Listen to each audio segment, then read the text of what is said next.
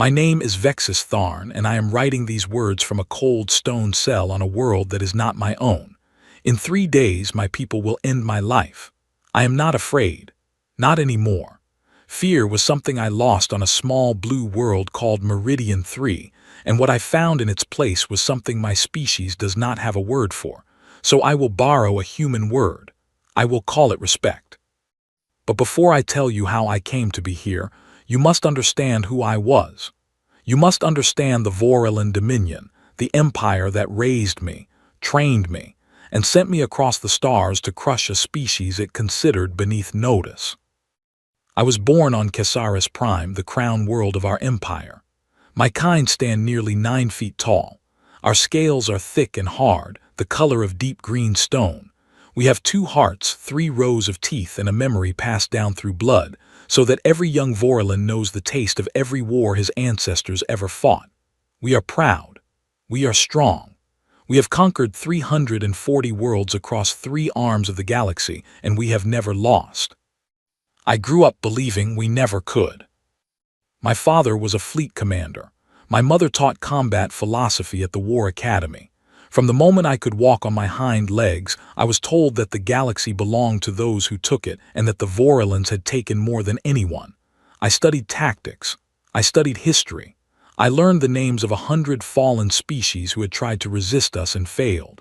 The Jorvani, who begged for mercy at the end.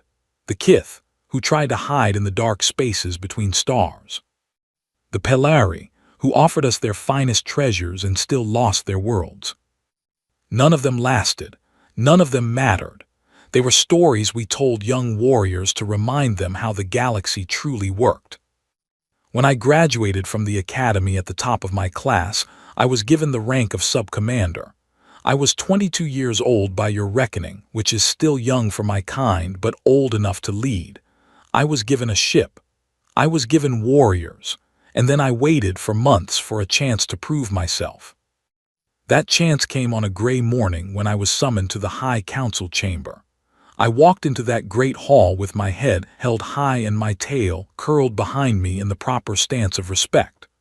Warlord Keseth himself sat at the center of the council ring, his old scales dull with age but his eyes still sharp as blades. He told me there was a new species, a small one, a young one.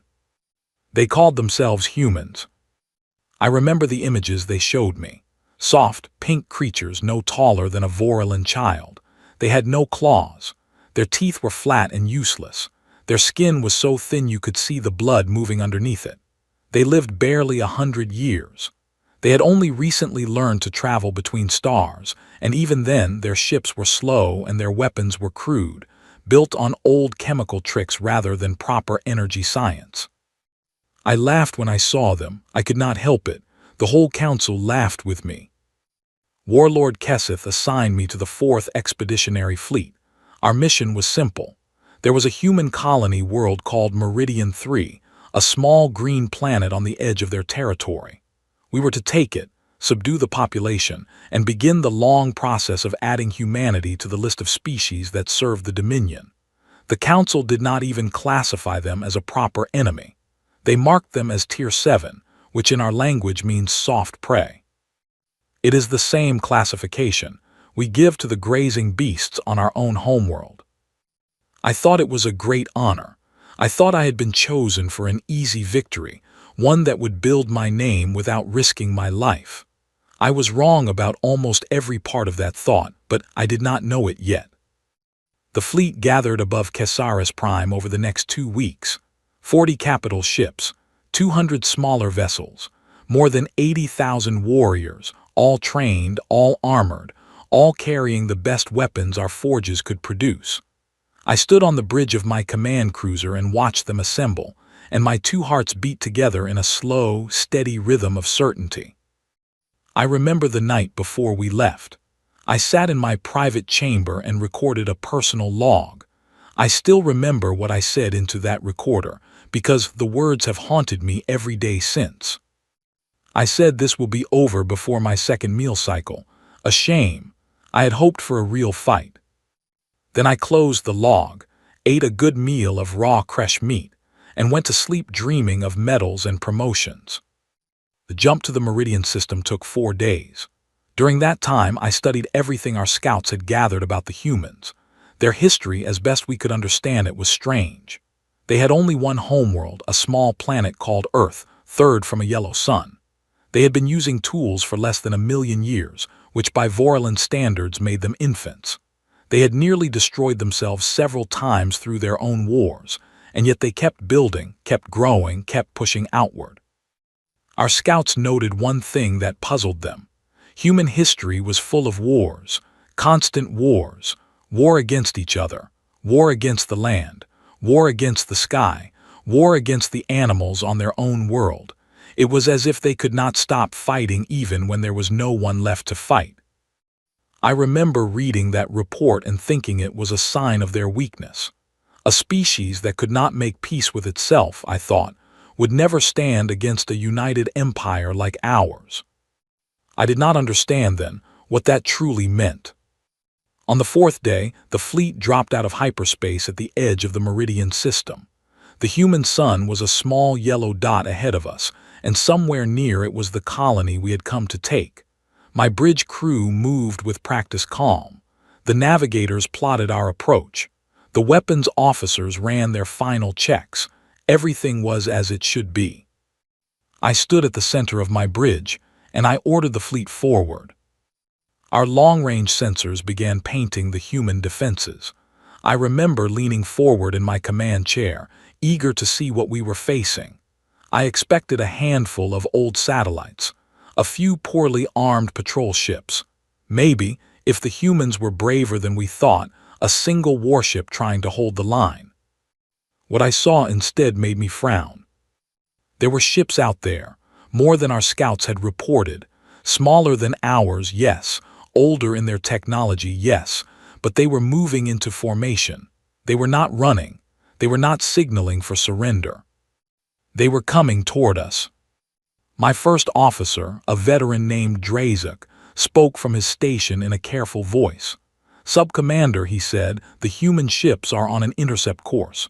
They are accelerating." I watched the tactical display for a long moment. I counted the human vessels. 31, against our more than 200. And yet they were charging directly into our fleet, into weapons that outranged them, into numbers that should have broken any sane commander's will. For a brief moment, something cold and small moved in my chest. I did not recognize it. I pushed it away. I told Drazuk they were simply delaying us, that they wanted to buy time for the colony to evacuate or hide or prepare some last desperate stand that would change nothing. I ordered the fleet to open fire at maximum range. I told my crew this would be a short engagement. The first volleys left our ships in bright lines of light, streaking across the dark toward the human formation. And then the humans did something I did not expect. They did not scatter. They did not try to evade. They charged harder, faster, straight through our fire, taking hits that should have destroyed them, losing ships and still pressing on. One of their frigates, already burning, already half-broken, did not turn away from our advance. It accelerated until its engines gave out, and it slammed into the side of one of our heavy cruisers at full speed. The cruiser was the Varneth, a ship I had served aboard as a cadet. It had a crew of 900. It split in half before my eyes, venting fire and air into the cold dark, and then it was gone. I sat in my command chair and I stared at the empty space where the Varneth had been. My bridge was silent. Even Drazuk, old and hardened as he was, had nothing to say. The humans kept coming, and somewhere deep inside me, beneath all the pride and all the certainty, that small cold feeling grew just a little larger. I did not know it yet, but I had just seen the first real human I would ever meet. I did not know their names. I did not know what they believed, or what they loved, or what they were willing to give to protect it. I only knew that they had done something no sane species was supposed to do. They had looked at a force that outnumbered them 10-1, armed with weapons beyond their understanding, backed by an empire older than their entire written history, and they had decided to fight anyway. That was the moment though I would not admit it for a long time, that my first battle against humans truly began. And that was the moment I took my first real step toward this prison cell, and toward the end that waits for me in 3 days. But before the end, there is so much more to tell. Because what happened next on the surface of Meridian 3 was something my people were not ready for, and something I, in all my proud certainty, was about to learn the hard way. For the humans had not even begun to show me what they were. The battle in orbit lasted less than an hour, and when it was over, my fleet had won. On the surface of every tactical display, we had won. 29 of the 31 human ships were gone. We had lost only 4 of our own. By every measure the Dominion used to judge a battle, it was a clear victory. But as I stood on my bridge and looked at the numbers, I could not shake the cold feeling inside my chest. Because 4 Vorilan ships had not been lost in centuries of conquest. 4 ships against 31 primitive vessels flown by a species we had classified as soft prey. I told myself it did not matter. I told myself the true battle was still to come, on the ground, where our warriors would crush the colony and take the world. I gave the order to begin the invasion. And somewhere below us, on that small green world, the humans were waiting. The sensor officer turned to me with a strange expression on his scaled face. "Sub-Commander," he said quietly, "we are receiving a transmission from the planet. It is in our language. They must have learned it from our own scouts before they were captured." "Play it," I said. The voice that filled the bridge was soft. It was the voice of a human female, calm and clear, speaking Vorilan with only a slight accent. She did not shout. She did not threaten. She simply spoke. She said, "Welcome to Meridian 3. My name is Alina. You have come a very long way to die here. Please turn around. Go home. We do not want this fight, but if you come down to our world, you will not be going back to yours." Then the transmission ended. My crew waited for me to speak.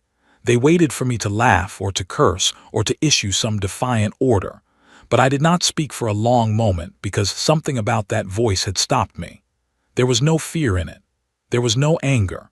There was only a terrible, quiet certainty, the kind of certainty I had only ever heard in the voices of the oldest Vorilan warlords. I finally spoke. I told my crew to prepare the landing craft. I told them we would begin the ground assault in 6 hours. But as I walked off the bridge to my chamber, the voice of the human female stayed with me. Alina, that was her name, Alina. It was the first human name I ever learned. And as I sat alone in my room before the landing, I did not yet know that it would also be the last one I ever forgot. The landing was the beginning of everything I got wrong. Our assault craft dropped through the clouds of Meridian 3 in perfect formation. 2,000 of them spread across the sky like a dark storm. I rode in the lead vessel, armored in my full combat harness, my personal blade at my hip and my sidearm on my thigh. Around me stood my personal guard, 12 of the finest warriors the Dominion had ever produced. Each of them had fought on at least 3 worlds. Each of them had killed more enemies than I had years of life. I trusted them more than I trusted my own shadow. The plan was simple. We would land in a wide ring around the human capital, a city called Bridgepoint, and we would close in from all sides. The humans, lacking the numbers and the weapons to defend such a large area, would be forced to either retreat into the city center, where we would trap them, or scatter into the countryside, where we would hunt them down in small groups. It was a plan that had worked on 16 other worlds. It had never failed. The first sign that something was wrong came in the first 5 minutes. As our craft descended toward the landing zones, the air around us began to fill with small metal objects. They were not missiles. They were not energy weapons. They were simple projectiles, launched from the ground by what our sensors told us were primitive ballistic weapons. Our armor should have laughed at such attacks. But the humans were not shooting at our armor. They were shooting at our engines, at our sensor domes. at the small, precise places where even the thickest Vorelin armor had to leave openings to function, and they were shooting from everywhere, from rooftops, from windows, from holes in the ground, from the branches of trees. There seemed to be no part of the landscape that did not hold a human with a weapon. 3 of my assault craft went down in the first minute, 6 more in the second. By the time we reached the ground, I had lost nearly 100 vessels, nearly 2,000 warriors, dead before they had even set foot on the surface. When my own craft landed with a heavy thud, I pushed through the door with my blade already drawn, expecting to see a battlefield of our making. Instead, I saw the ruins of a small human neighborhood, its buildings scarred by our first bombardment, its streets empty. Empty, there was no one to fight. I turned to Drazik, who had landed with me. "Where are they?" I asked. "Where are they all?" He did not have time to answer. The ground beneath our feet exploded. I do not mean that as a figure of speech. I mean that the humans had buried their own city. They had packed explosives into the streets themselves, into the foundations of the buildings, into the sewers, into every place they thought our warriors might stand. And when the first of our landing craft had set down and our forces had begun to gather, they had set off the charges. The world around me turned into fire and dust and noise. I was thrown into the air. My armor absorbed most of the blast, but when I came back down, I landed hard on broken stone, and when I pulled myself up, half of my personal guard were simply gone. Gone. 12 of the greatest warriors our empire had produced, and 6 of them had been erased in a single moment by a species that did not even have proper energy weapons.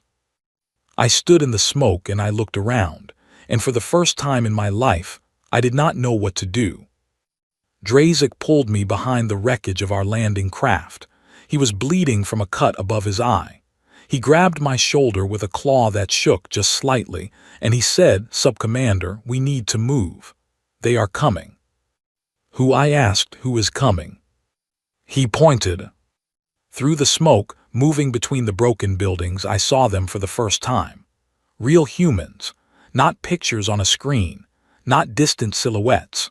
Real, living humans, moving in small groups, carrying their primitive weapons, coming toward us with the calm patience of predators who had already decided they had won. They were small, smaller than I had imagined. The tallest of them came only to the middle of my chest. Their faces were pale and strange, with round eyes and small mouths and flat teeth. Their bodies were wrapped in fabric and light armor.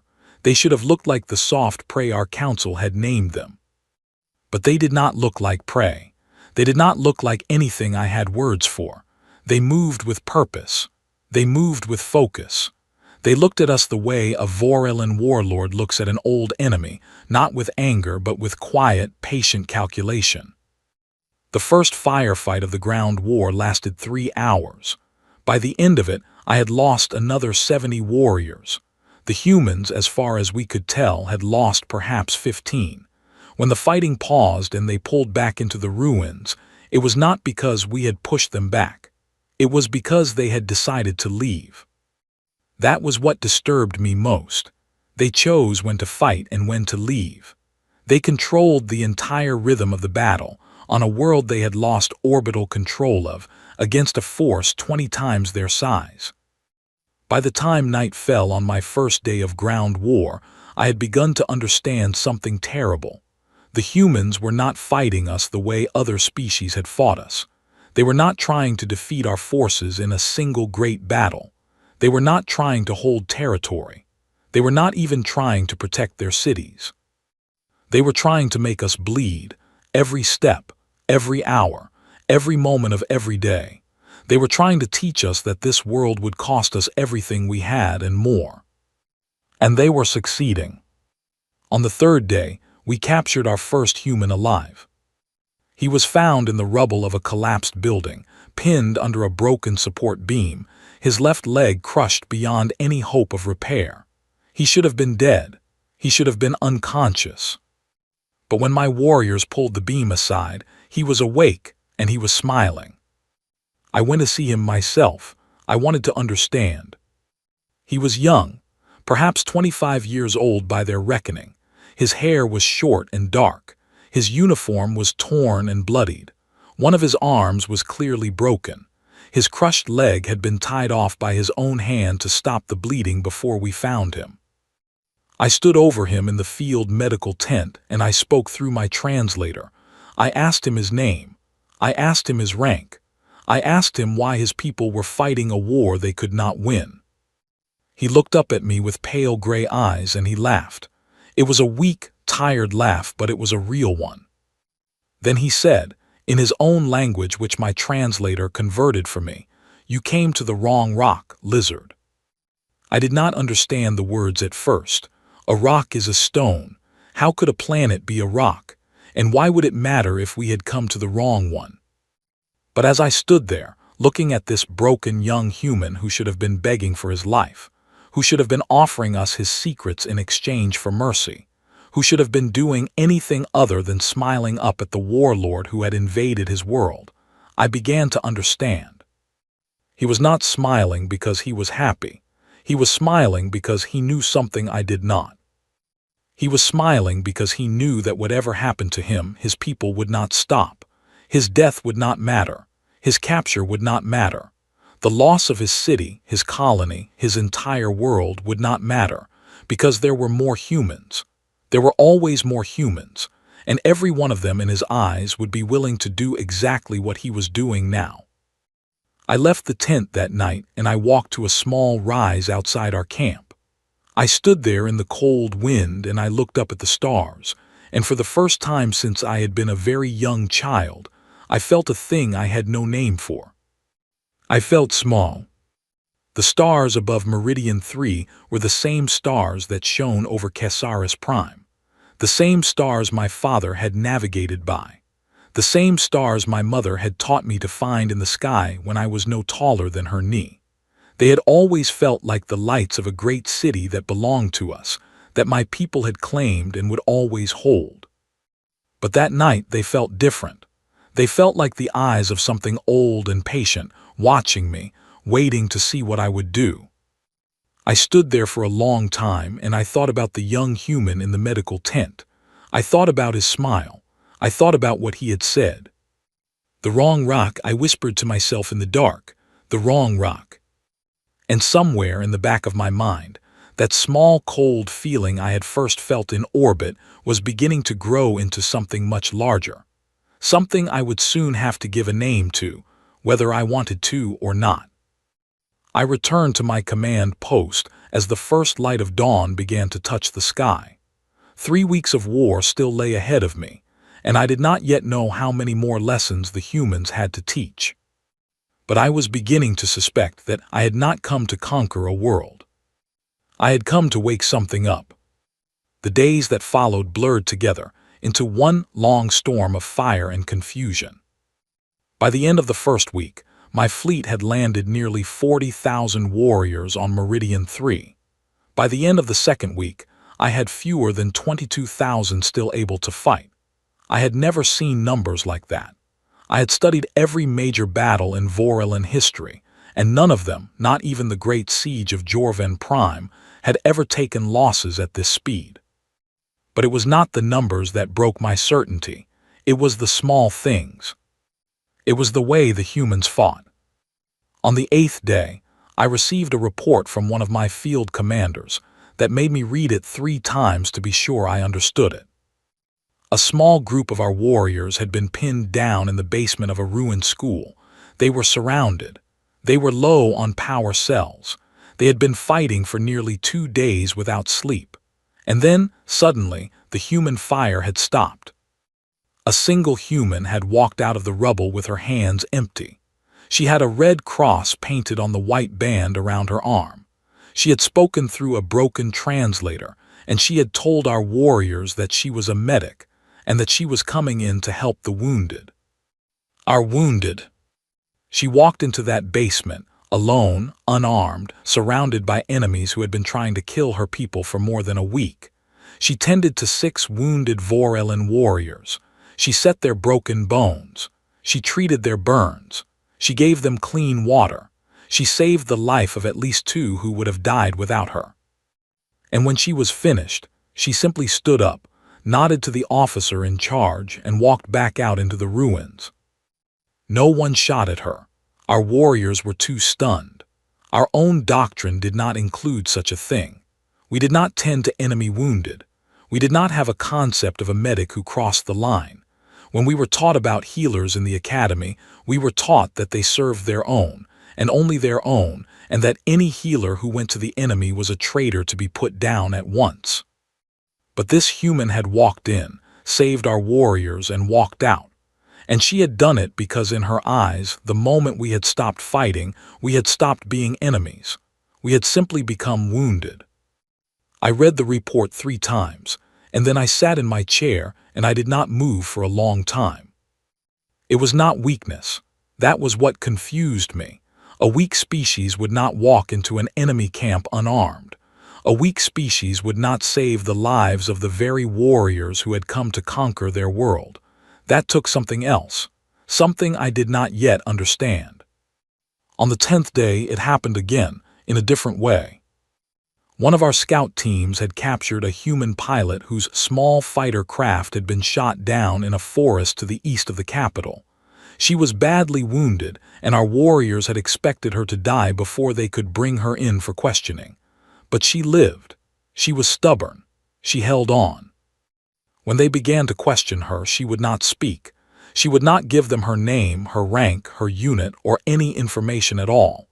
They used every method the Dominion allowed. She said nothing. Then one of our officers made the mistake of mentioning, in front of her, that the building she had tried to bomb during her final flight had been a human hospital, and that he believed she had failed on purpose to avoid killing the patients inside. The pilot looked up at him and she spoke for the first time. She said, "Of course I missed on purpose. There were children in that building." The officer asked her why that mattered. The building had been a legitimate military target. A proper warrior would have destroyed it regardless. The pilot, dying, bleeding, surrounded by enemies who had already decided her fate, looked the officer in his eyes and said, "Because I am not a proper warrior. I am a human being, and we do not kill children, not even to win." Then she closed her eyes, and she did not open them again. The officer who had questioned her sent me a personal message that night. He was a hardened veteran, a warrior of 30 years. He had fought on 8 worlds. He had done things in the name of the Dominion that most of our species would not speak of in public. His message was only 3 lines long. "Sub-Commander," he wrote, "I do not think we understand what we are fighting. I request permission to withdraw from questioning duty. I need time to think." I granted his request. I did not know what else to do. That night, I sat in my command tent with a map of the continent spread out before me, and I tried to understand the shape of the war I was losing. Because I was losing. I had not admitted it yet, not even to myself, but the numbers did not lie. We had taken only 12% of the planet. We held the orbital lanes, but we could not resupply our ground forces quickly enough to replace our losses. The human counterattacks came in waves, not as one great army, but as 1,000 small wounds, each one small enough to survive, all of them together slowly bleeding my fleet to death. And every day, reports came in of things like the medic, and the pilot, and the young man in the tent with his leg crushed. Every day, my warriors came back with stories that did not fit our doctrine. A human child, no more than 10 years old, had stepped in front of a Vorelin warrior to stop him from shooting her grandmother. The warrior, one of our best, had lowered his weapon and walked away. When his commander asked him why, he said, "Because she looked at me like I was the monster in her bedtime story, and I did not want to be that monster anymore." A human elder, a man of perhaps 70 years, had surrendered peacefully to our forces and had been taken to a holding area. When the guards checked on him that night, he was gone, but 6 of our wounded prisoners, humans who had been captured in earlier fighting, were also gone. The old man had freed them and slipped away into the city somehow without being seen. He had come in on purpose to rescue them. He had surrendered on purpose to get close. A human soldier, surrounded and out of ammunition, had waited until a Vorelin squad came close, and then he had used himself as a weapon in a way that killed the squad and saved the civilians he had been protecting. He had left a note pinned to his chest. The note said only 4 words: "Tell my daughter sorry." Every report, every day, more stories I could not explain. And then on the 15th day, our scouts brought back a captured document. It was not a military plan. It was not a code book. It was a simple record, written in the human language, that had been left behind in a school we had overrun. It was a history book. One of our translators worked through the night to read it, and in the morning he brought his findings to me. His face was strange. His scales were pale. "Sub-Commander," he said, "I think we need to talk about Earth."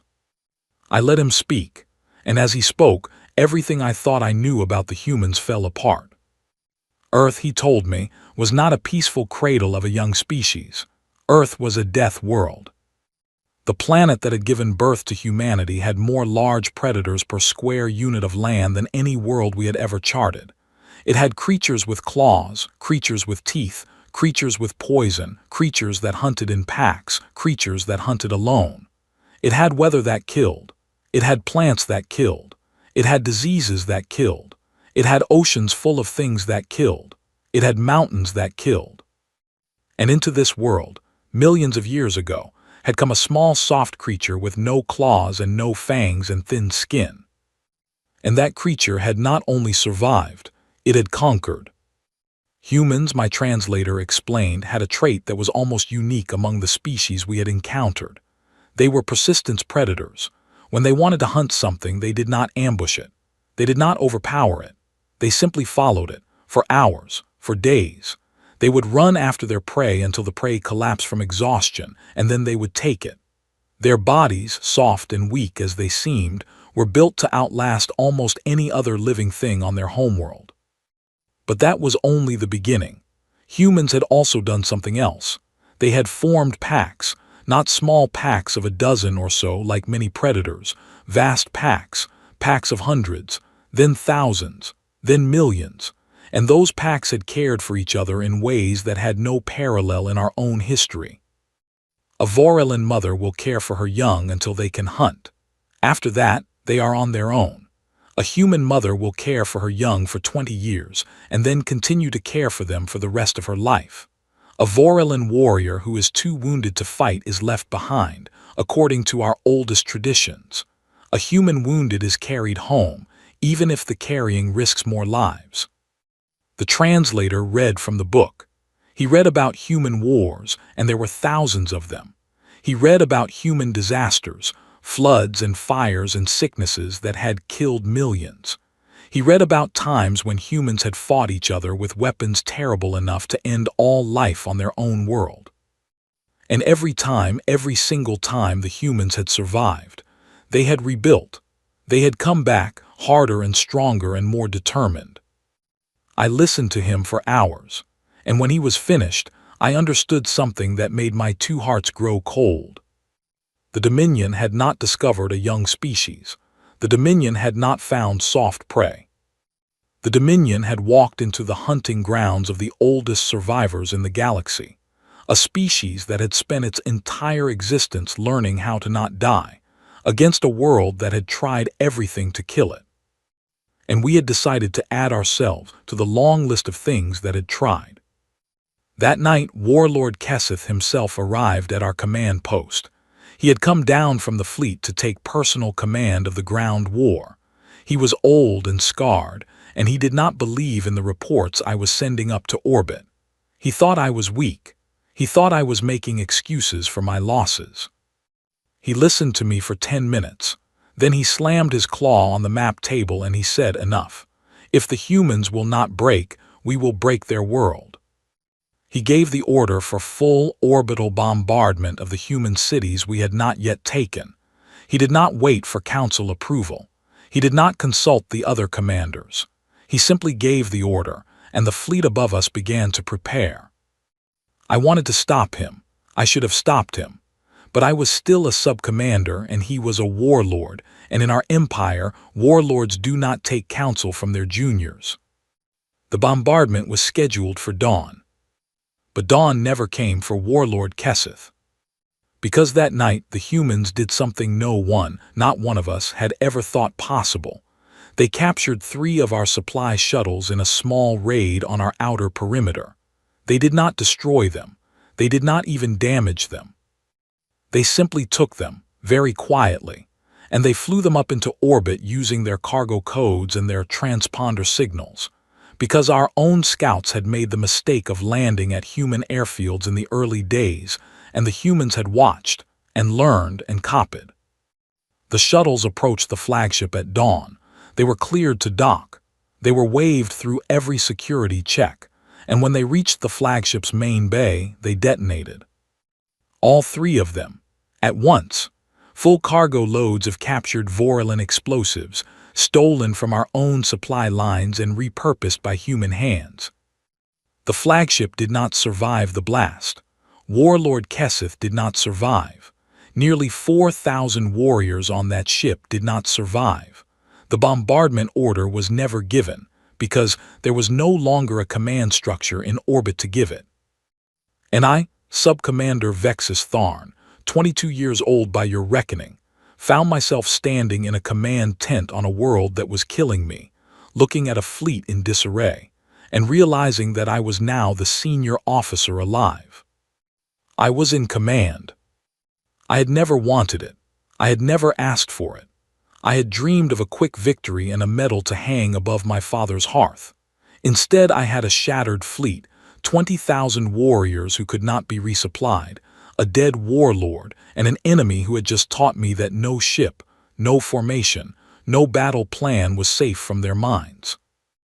I sat down on a camp stool and I put my head in my claws, and for just a moment, I understood something. I understood the smile on the face of the young man in the medical tent. I understood the quiet voice of the woman named Elena in the transmission. I understood why the humans fought the way they did, why they died the way they did, why they refused to stop the way they did. It was not because they were brave, or rather, it was not only because they were brave. It was because they had been doing this their whole lives, against their own world, against their own history, against every predator and every disease and every disaster and every neighbor who had ever tried to end them. They had been doing this so long that they had forgotten how to lose. And now we had come along and asked them to remember. I lifted my head. I gave orders to my remaining commanders. I told them we would hold our position. We would not advance. We would not retreat. I told them we would wait for new orders from home. But even as I spoke, I knew that no orders from home would change what was coming.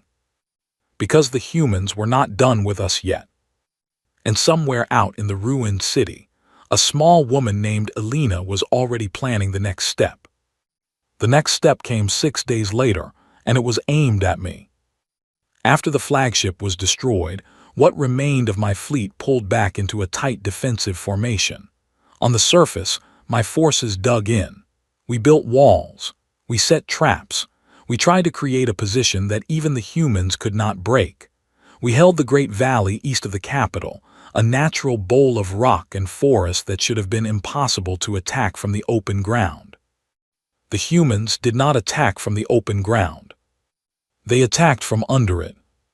For weeks without our knowing they had been digging tunnels, old mining shafts, sewer lines from the capital, drainage channels from the farmlands.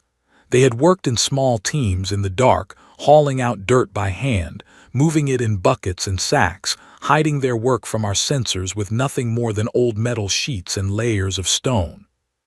And one morning, just after the sun had risen, the ground inside our fortifications opened up in 100 places at once, and humans came pouring out. I was in my command tent when it began. I heard the shouting first, then the sound of their weapons, the sharp, fast crack of human rifles mixing with the deeper hum of our own guns. I grabbed my blade, pulled on my harness, and ran out into the morning light. The scene was chaos.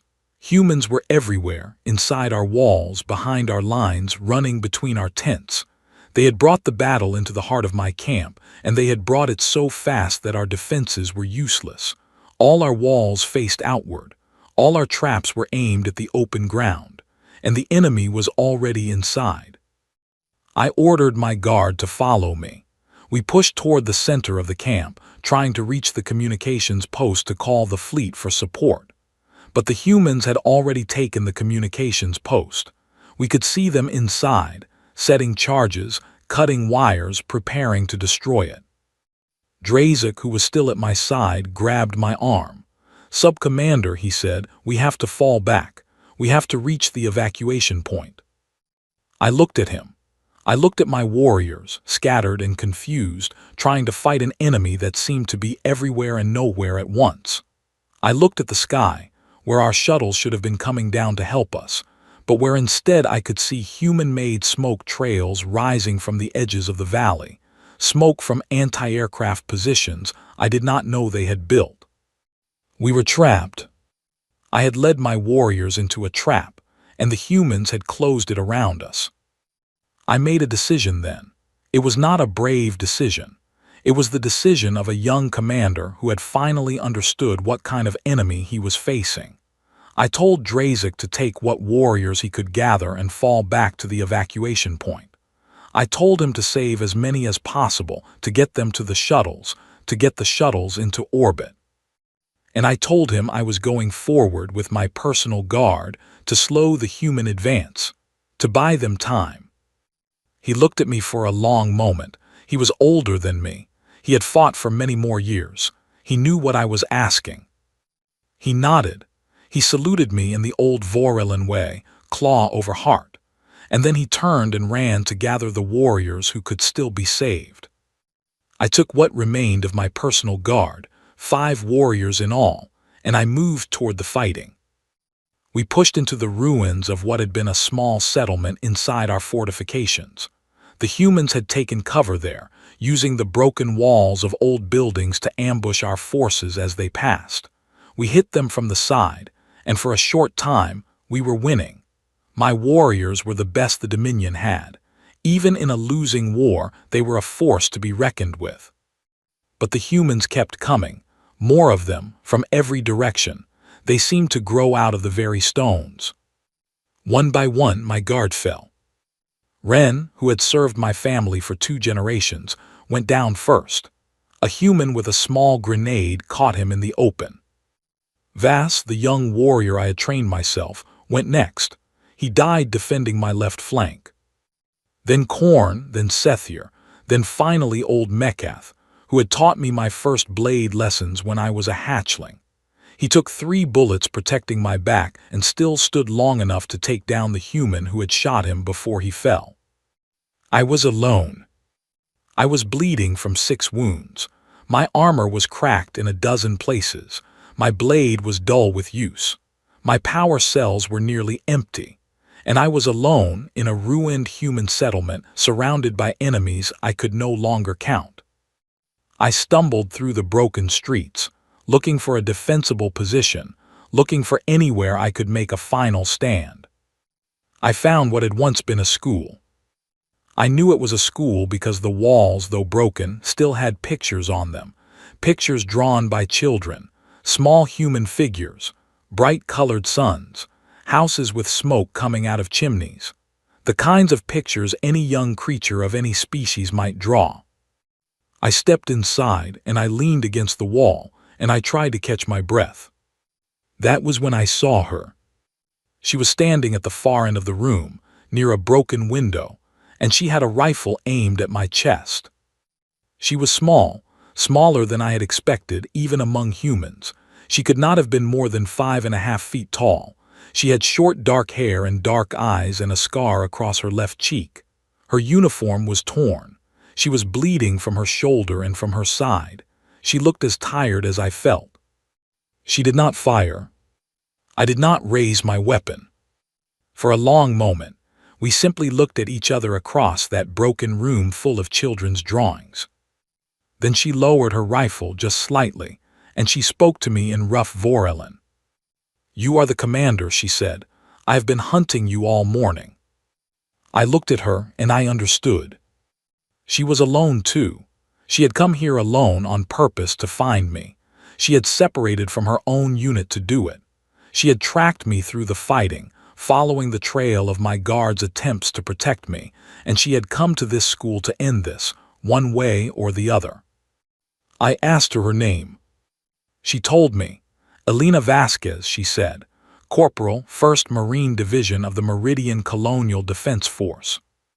Elena. It was the name from the transmission, the first human name I had ever learned, the woman who had told my fleet in that quiet voice that if we came down to her world, we would not be going back to ours. I almost laughed. I asked her why she had come alone.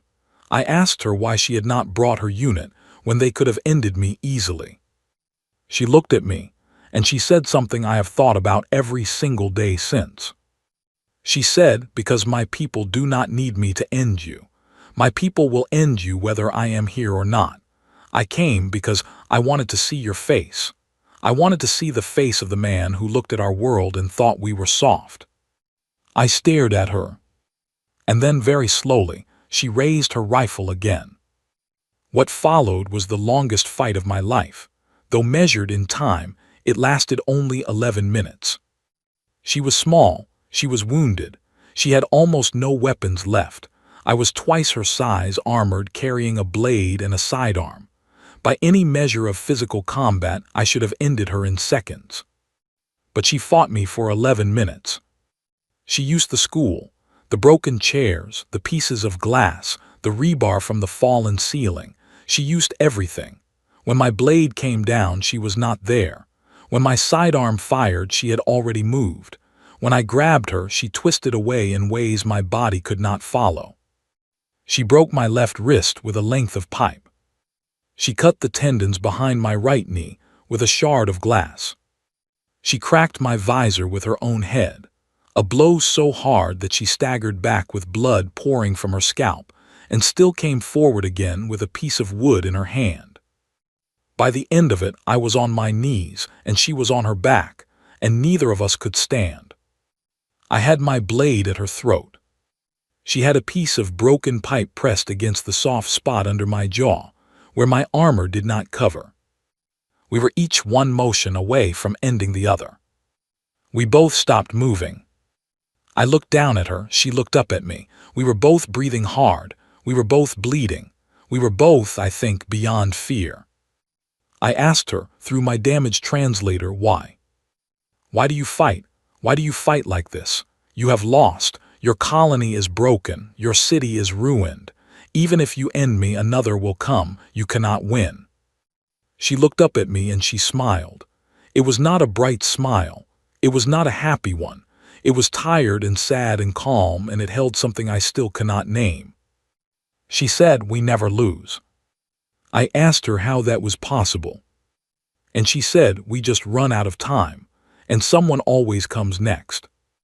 I did not move. I did not strike. I could have, she could have. Neither of us did. Because in that moment, something had happened between us that I still do not have the words for. Something that was not friendship and was not mercy and was not even respect exactly. It was something older, something deeper. Two warriors at the end of their strength looking at each other and recognizing each other, not as enemies but as the same thing. As the same thing. Then the doors of the school broke open, and her people came in. They filled the room, dozens of them. They saw her on the floor, and they saw me above her with my blade, and I could see in their eyes what was about to happen. But Elena raised her hand, just her hand, a small, weak motion. She said, "Wait." They waited. She looked at me and she said, "Put down the blade. Put it down and we will not kill you." I looked at her for a long moment. And then, for reasons I could not have explained at the time, I obeyed. I put down my blade. I laid it on the broken floor beside her, and I raised my hands and I surrendered. The humans came forward and took me. They were not gentle, but they were not cruel. They tied my hands with strong cord. They put a cloth over my wounds. They carried me out of the school, past the ruins of my own command post, past the bodies of my warriors, past the broken walls of everything I had brought to this world.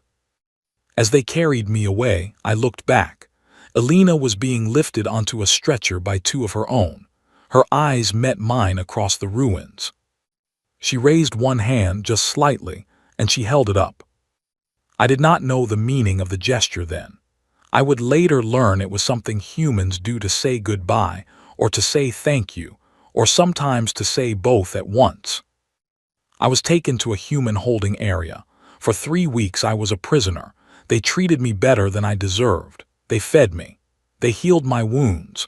They asked me questions, but they did not hurt me. Alina visited me twice. We did not speak. We just looked at each other through the clear wall of my cell, and I think we both understood that there was nothing left to say and nothing still needed to be said.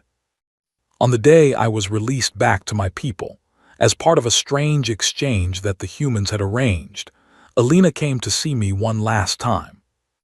She stood on the far side of the holding area. She did not come close. She simply said, "Goodbye, Commander. Someone always comes next. I hope the next one you meet teaches you something too." Then she walked away. I never saw her again. The Dominion lost the war. I do not mean only the war for Meridian 3, though we lost that completely. I mean the larger war, the real one, the one I had not even known we were fighting.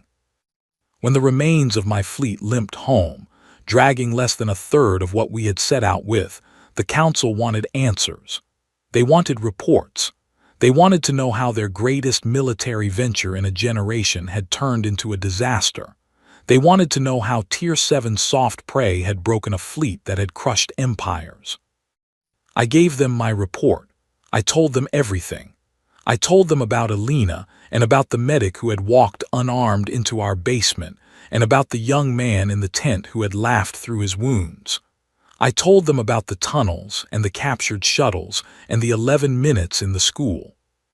I told them about Earth and what it had made the humans into. I told them we could not win, that if we fought humanity with everything we had, they would simply keep coming, that we would run out of warriors before they ran out of people who were willing to stand in front of us, that we would run out of worlds before they ran out of reasons to take them from us, that in the end, the galaxy would remember this as the war in which the Voralan Dominion met something older and harder than itself, and did not survive the meeting. The Council did not want to hear it. They called me a coward. They called me a traitor. They said that my weakness in the school, my surrender, my willingness to be taken alive, was proof that the humans had turned me. They said that any warrior who could have put down his blade to a wounded enemy female had lost his place among the Voralan people. They put me on trial. The trial lasted 2 days. There was no true defense. There was no true judgment. It was a ceremony meant to hide a decision that had been made before I ever entered the room. They found me guilty of dishonor. They sentenced me to death. I was not surprised. I was not even angry. I was taken to this cell. In 3 days I will be taken out of it, and my people will end my life in the old way, with a blade in the sand ring where Voralan traitors have been ended for 1,000 years. I am not afraid. I spent many nights in this cell trying to understand why I was not afraid, and I believe I finally do understand. It is because of Alina. Because of a small woman with a scar on her cheek who fought me for 11 minutes in a ruined school and then told me to put down my blade. Because of the smile she gave me when I asked her why her people fought. Because of what she said to me. She said, "We never lose. We just run out of time, and someone always comes next." I have thought about those words every day. At first I thought she meant that humanity would always send more warriors, that behind every human who fell, another would stand up, that the war could go on forever because the supply of willing humans could not be broken. But that was not what she meant, not really. What she meant, I think, was something larger, something I had to learn slowly, in this cell in the dark, over many nights. She meant that her people did not measure life the way we do. We measure a life by what it conquers, by what it takes, by the weight of its victories. A Vorelen warrior who dies having taken 3 worlds is considered great. A Vorelen warrior who dies having taken none is considered a failure. Humans do not measure life that way. Humans measure a life by what it stands up for, by what it refuses to let fall. Elena was not trying to win the war in that school. She was not trying to win the war when she hunted me through the ruins. She was not even trying to survive. She was trying to be a link in a chain that stretched back into her own history, back through every human who had ever stood against something larger than themselves and refused to move. A chain that stretched forward into a future she would probably not live to see, a future full of humans who would hear her name, or the names of the thousands like her, and who would take the next step in the long human walk across the stars. She did not need to win. She only needed to hold her place in the chain, and as long as she held it, the chain would hold. And as long as the chain held, humanity would move forward. That is why they are unbeatable. That is what my people never understood. You cannot defeat a species that measures itself by the length of the chain, because every link you break only makes the next link hold tighter. We thought we were hunting prey. We were actually being measured against a standard that we could never meet, by a people who had been building that standard for 1,000,000 years. And we came up short. There is one last thing I want to say before I finish this recording. When I stood over Elena in that school with my blade at her throat, I could have ended her. I was stronger. I was faster, even wounded. I could have done it in a single motion before her people came through the doors. I did not. I have asked myself 1,000 times why I did not. I used to think it was weakness. The council certainly did. My people will die believing it was weakness. But I have come to understand that it was not weakness. It was the first brave thing I had ever done. All my life, I had been told that courage was taking lives, taking worlds, taking the things that other species held dear and adding them to the collection of the Dominion. That was what a Vorelen warrior was. That was what I had been trained to be. But in that moment, in that ruined school, with a wounded human woman under my blade, I did something no one had ever taught me to do. I chose not to take. I chose to see her as something more than prey, to see her as something that had earned the right to keep breathing, whatever the cost to my own fate, whatever my counsel might later say, whatever the cost to my own life. I put down my blade.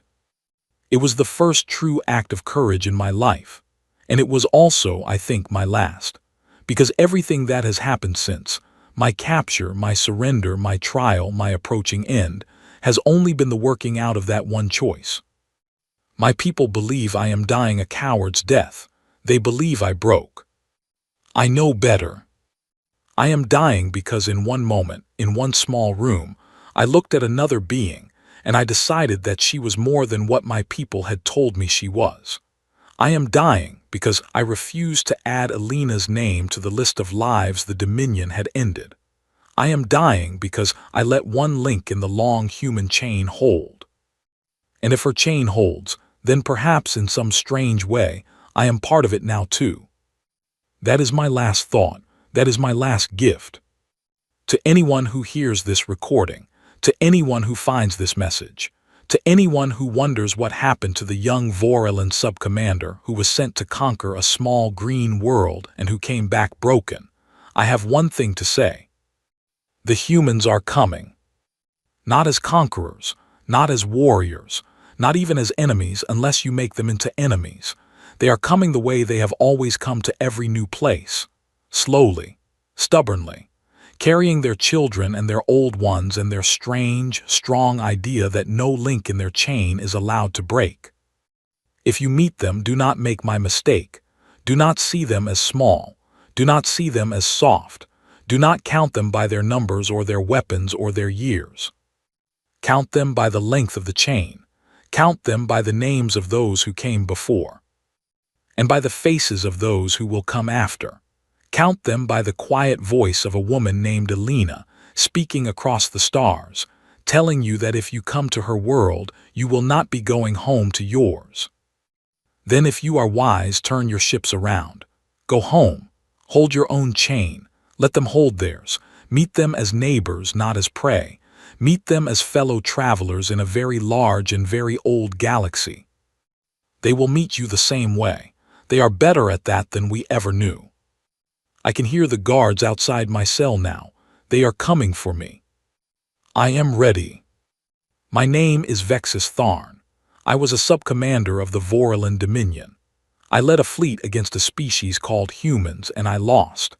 I was defeated not by their ships or their weapons, but by a single woman in a ruined school who showed me, in 11 minutes, what my entire empire had never taught me in 100 years. My first battle against humans taught me how to fight. My last moment of courage is this, admitting that they taught me how to live. Remember Alina. Remember the chain. And if you ever look up into the stars and see a small, bright ship coming toward you, one that does not run and does not turn away, one that carries a species you have never met but somehow already know, do not raise your weapons. Raise your hand instead. The way she raised hers to me, across a ruined room at the end of a long and terrible day. They will understand. They always do. This is Sub-Commander Vexus Tharn, signing off for the last time. The sun is coming up outside my cell. It is a good day to be brave. It is a good day to put down the blade. Goodbye.